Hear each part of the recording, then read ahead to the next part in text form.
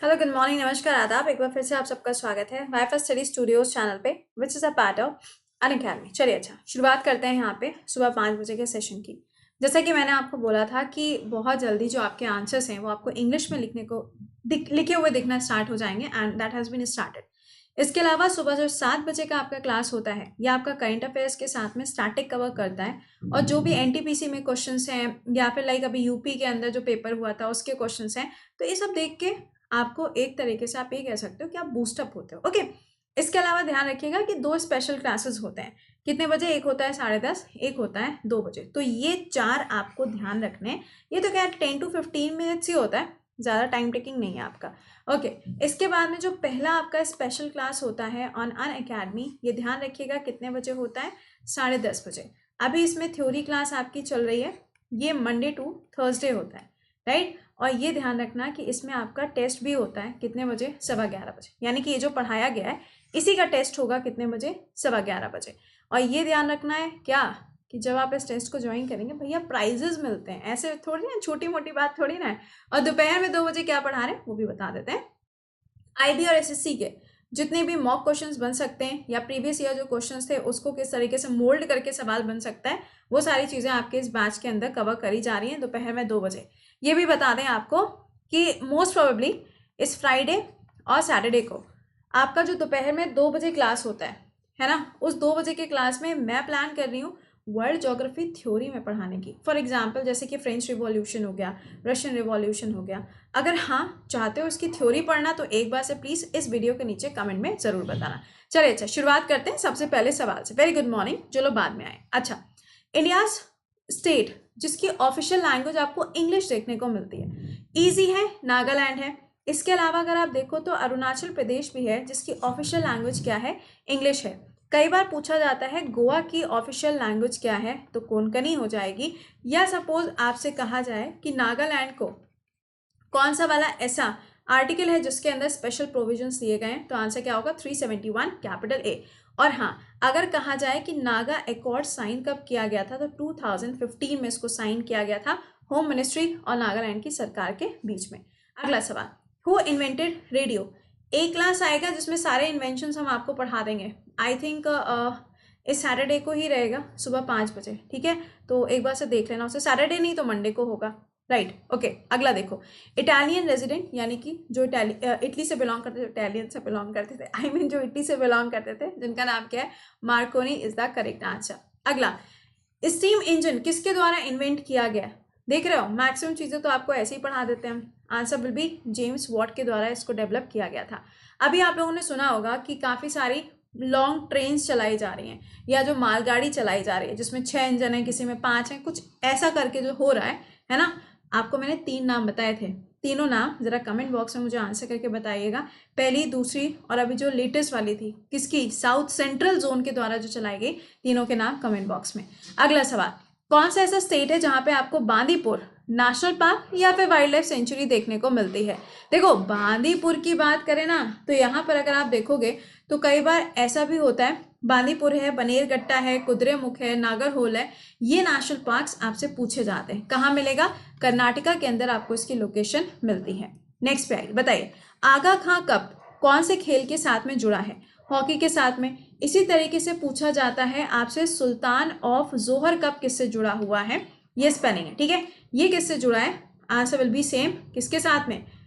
ये बताऊं मैं या तुम लोग समझ गए? अरे भैया हॉकी के साथ में, और किसके साथ में? और अगर पूछा जाता है आपसे संतोष ट्रॉफी कौन से खेल के साथ में जुड़ी हुई है, तो आंसर विल बी फुटबॉल के साथ में आपको इसका नाम मिलेगा। नेक्स्ट पे बताइए, way is Netaji Subhash Chandra institute of sports, ये कहाँ पे आपको मिलेगा? अच्छा, पहली बात तो ये ध्यान रखिएगा कि सुभाष चंद्र बोस जी अभी रिसेंटली क्या हुआ है, कहाँ पे? वेस्ट बंगाल के अंदर की एक ट्रेन थी, है ना, उसका नाम किसके नाम पे रखा गया है? नेताजी सुभाष चंद्र बोस जी के नाम पे।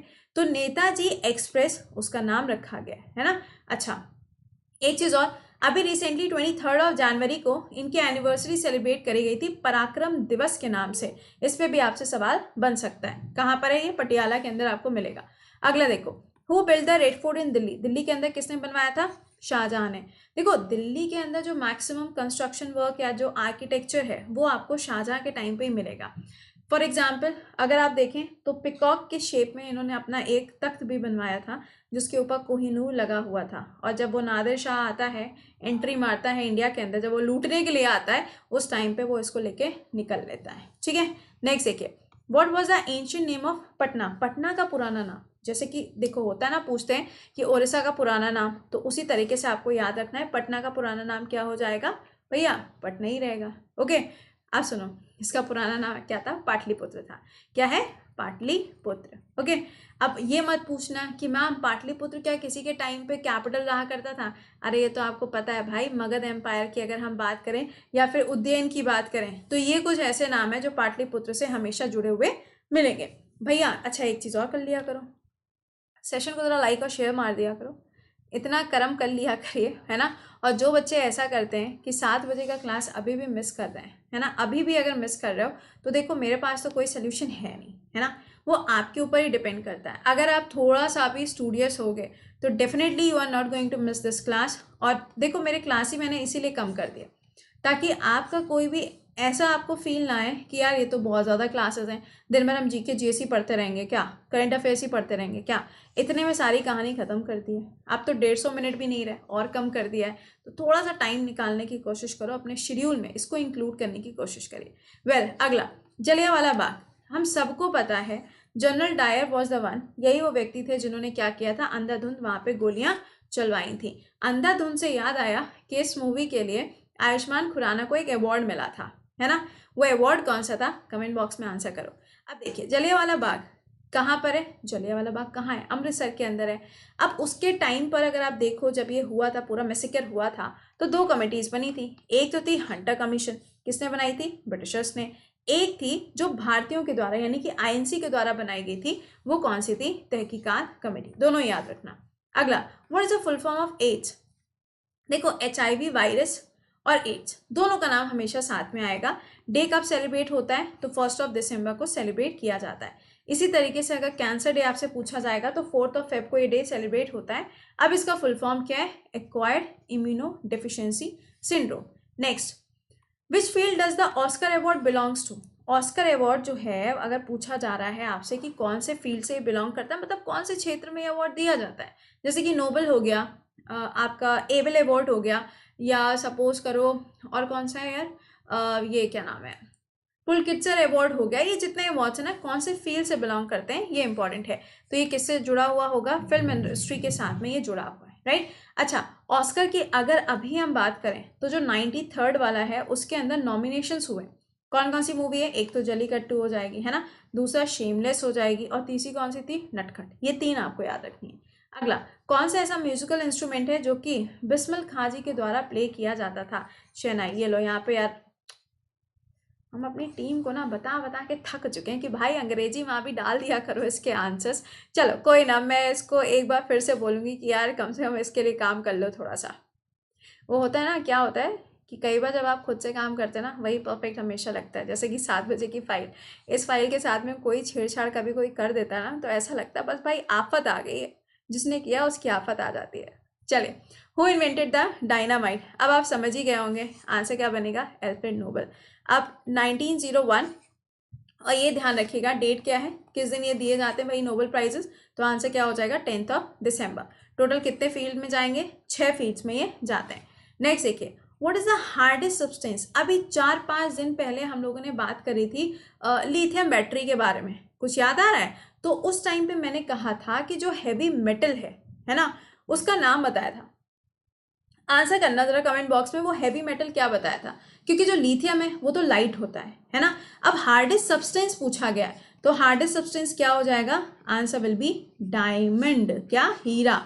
और हीरा है सदा के लिए, ये तो बात अलग की हो जाएगी, बट ये याद रखिएगा कि इसमें कौन सा वाला फिनोमिना काम करता है, तो टोटल इंटरनल रिफ्लेक्शन, जिसे हम क्या कहते हैं भाई, कुछ इस तरीके से लिखते हैं। नेक्स्ट पे आइए, in which game is the word China man is use? अब इसमें भी चाइना मैन, आंसर क्या होगा? क्रिकेट के अंदर इस वर्ड का इस्तेमाल किया जाता है, सिर्फ चीकू वगैरह नहीं, इसमें ये शब्द भी यूज होते हैं।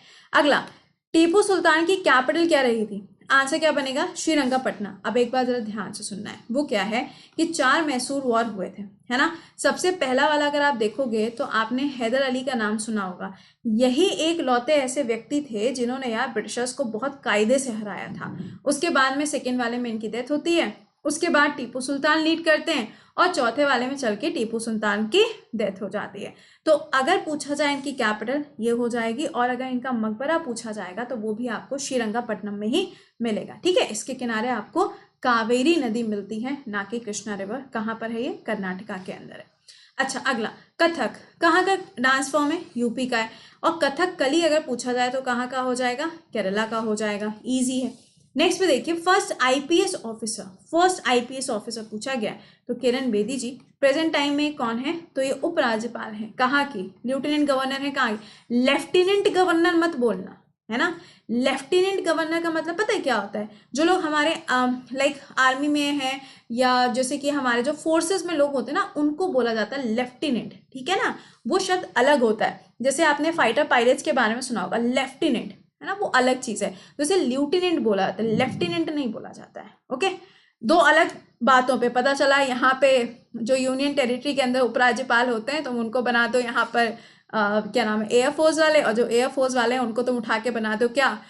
उपराज्यपाल। तो ऐसा मत कर दीजिएगा। चलिए नेक्स्ट पे आइए। Who founded the Mughal dynasty? ये किसके टाइम पे बनी थी? भाई बाबर के टाइम पे बनी थी। सब लोग जानते हैं। ये इंडिया के अंदर एंट्री मारते हैं, इनको एक्चुअली बुलावा भेजा जाता है, और बुलावा भेजने के बाद में लगता है लोधी अंकल की पूरी खानदान को ये चले जाएंगे। भाई ये जाते ही नहीं। क्यों? इनको दिल्ली की जो सर्दी थी वो कुछ ज्यादा ही रास आ जाती है। ओके, अगला सुनिएगा। हु फाउंडेड द खालसा पंथ? मैंने आपको पढ़ाया था अभी 2 या 3 दिन पहले पढ़ाया था प्रकाश पर्व के बारे में। कब हुआ था ये? 20 जनवरी को। कुछ याद आया? मैंने कहा था कि जो 10th गुरु थे उन्होंने क्या कहा था? K5 की, सॉरी यहाँ पे 5K की पॉलिसी दी थी, और वहीं पर अगर आप देखेंगे तो खालसा पंथ की शुरुआत भी करी जाती है ना। और तेग बहादुर जी के बारे में भी मैंने आपको बताया था। तो these are the common points. देखो, अगर इस क्लास में आ रहे हो ना, तो कोई भी क्लास आपका क्यों ना हो, तीनों में से कोई भी क्लास क्यों ना हो, हर जगह पे आपको प्रॉफिट ही होगा। समझ रहे हो? चलिए, who led the Bardoli movement in 1928? अब आपको पता है कि ये जो उपाधि है ये इसी वाले मूवमेंट में दिया गया था। किसके द्वारा? उस टाइम पे जो महिलाएं थी इस पर्टिकुलर मूवमेंट के अंदर, उन्होंने ये उपाधि दी थी। अगर पूछा जाए कि इनको इस उपाधि के मिलने के बाद में सबसे पहले इनको इस नाम से किसने बुलाया था, तो that will be Mahatma Gandhi. अगला, ये कहाँ पे आपको मिलेगा? इजी क्वेश्चन, कहाँ मिलेगा भैया? मुंबई के अंदर आपको इसकी लोकेशन मिलेगी। अच्छा, अगर पुणे पूछा जाए तो सीरम इंस्टीट्यूट याद रखना। पता चला पुणे के अंदर सीरम इंस्टीट्यूट है, यही भूल गए। अगला, एजुकेशन डे जो होता है वो किसकी बर्थ एनिवर्सरी पे मनाया जाता है? मौलाना अबुल कलाम आज़ाद जी की एनिवर्सरी पे होता है, क्योंकि वो हमारे देश के अंदर सबसे पहले एजुकेशन मिनिस्टर थे। अगला, एजुकेशन डे सेलिब्रेट कब होता है, यानी कि इनका बर्थडे कब होता है? तो इसका आंसर क्या बनेगा? 11 नवंबर को ये दिन सेलिब्रेट किया जाता है। और अगर एपीजे अब्दुल कलाम जी की बात करी जाए तो उनका बर्थडे कब होता है? 15 अक्टूबर को, और इसको वर्ल्ड लेवल पर स्टूडेंट्स डे के रूप में सेलिब्रेट किया जाता है। Next, who was the first Muslim president of INC? Easy question. Answer क्या है? तैयब जी को यहाँ पे बनाया गया था। ईयर भी मैंने आपको बता दी। ठीक है, चलो, तो ये तो थे आपके क्वेश्चन जो मैंने आपके साथ में डिस्कस किए। अभी आपसे मुलाकात होगी लाइव सेशन में 7 बजे। और अभी भी आप में से जो बच्चे ऐसे हैं जिन्होंने इस बैच को ज्वाइन नहीं किया है, जो आपके SSC के लिए, IB के लिए या लेखपाल, इनमें से आप किसी भी एग्जाम की तैयारी करो जिसमें GS, मैथ, इंग्लिश और रीजनिंग अगर आपको बेसिक से पढ़नी है, तो आप अनअकैडमी पे जाके SSC गोल्ड सेलेक्ट करके बैच को ज्वाइन कर सकते हो। जब आप ये बैच ज्वाइन करोगे तो आपको ये 5 बैचेस क्या हैं, एक साथ में मिल जाएंगे। तो चाहे तो आप यहाँ पे सफलता बैच सर्च करके ज्वाइन कर लो, चाहे चैलेंजर्स बैच सर्च करके ज्वाइन करो, चाहे लक्ष्य बैच ज्वाइन करो, एनी बैच मिलेंगे आपको 5 के 5। कोड क्या लगेगा? कोड विल बी प्रति10। अभी इसकी जो फी है वो थोड़ी सी इंक्रीज हुई है, तो please just check out this. अभी फिलहाल प्राइस कितना था? 5400 था। इसमें कुछ इंक्रीमेंट हुआ है, तो इससे पहले कि और ज़्यादा इंक्रीज हो, just go join and learn. Okay, चलो मिलते हैं 7 बजे। Till then bye bye and take care. Do like the session.